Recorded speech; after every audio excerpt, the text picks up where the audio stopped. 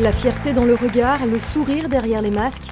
Malgré une année marquée par la crise sanitaire, les attestations de compétences ont été décernées à des travailleurs plus motivés que jamais. Alors bien sûr, Covid oblige, pas de traditionnelle cérémonie du Compétences Day. C'est au sein de chaque établissement que les lauréats ont reçu leur diplôme. Dans toute la France, plus de 500 personnes ont été récompensées, dont 234 en Bretagne. Dans le contexte sanitaire actuel, le réseau différent et compétent est plus que jamais présent dans les établissements. Les entreprises partenaires, elles, poursuivent leur démarche d'inclusion au service des personnes accompagnées. Cette année, 40 d'entre elles, dont 4 entreprises bretonnes, ont été récompensées par un trophée de la reconnaissance. Le fait d'avoir reçu ce trophée, c'est un moment émouvant pour Ruden, pour moi particulièrement, qui était à l'initiative de cette collaboration.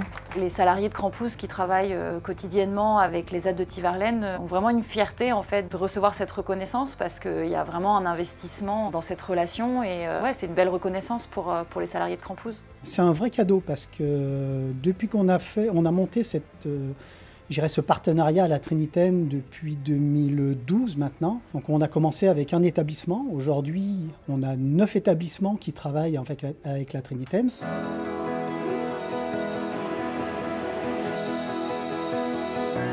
On avait un tout petit atelier du côté de Saint-Brieuc et il y a eu la nécessité d'acheter un matériel de torréfaction qui soit d'un peu plus grande capacité. Et à ce moment-là, l'idée a germé donc en 1994. L'idée s'est dit pourquoi on ne pourrait pas créer finalement un atelier dans lequel on pourrait essayer, avec des personnes en situation de handicap, de transformer et de torréfier du café. À partir de là, l'aventure a commencé. On s'est approprié chacun le projet de l'autre.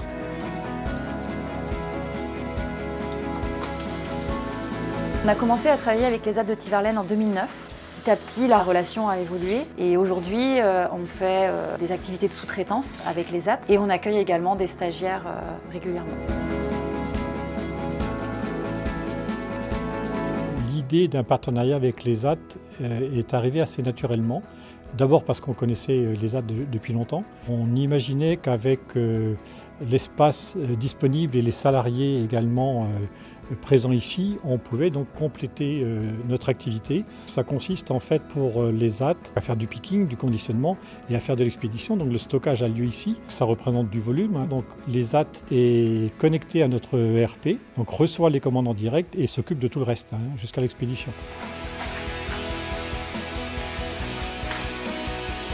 Ils font beaucoup de conditionnement pour nous, ils travaillent beaucoup avec nos accessoires. On en a énormément et c'est pas évident de s'y retrouver, donc ouais, il y a une vraie compétence derrière à mettre en valeur. Il y a des super retours par rapport à leur travail, en termes de qualité, de réactivité. On est capable de faire des produits de qualité que l'on va distribuer et répondre à l'ensemble des exigences. On va répondre dans les délais, dans les quantités souhaitées, dans les qualités souhaitées, etc.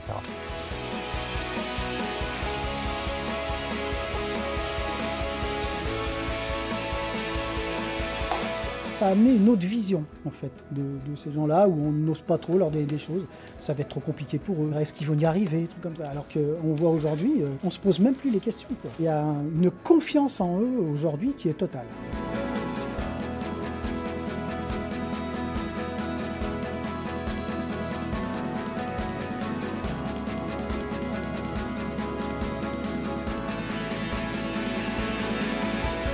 Il y a une vraie réciprocité.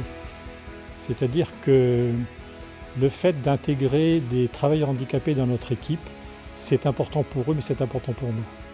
Pas simplement sur le rôle social qu'une entreprise peut avoir, mais aussi parce que je pense que par rapport à l'équipe et par rapport à la capacité d'intégration de l'équipe, ça fait bouger les lignes. Ça amène une forme d'équilibre qui est intéressant et qui ne se mesure pas, qui va bien au-delà de ce qu'on pouvait imaginer.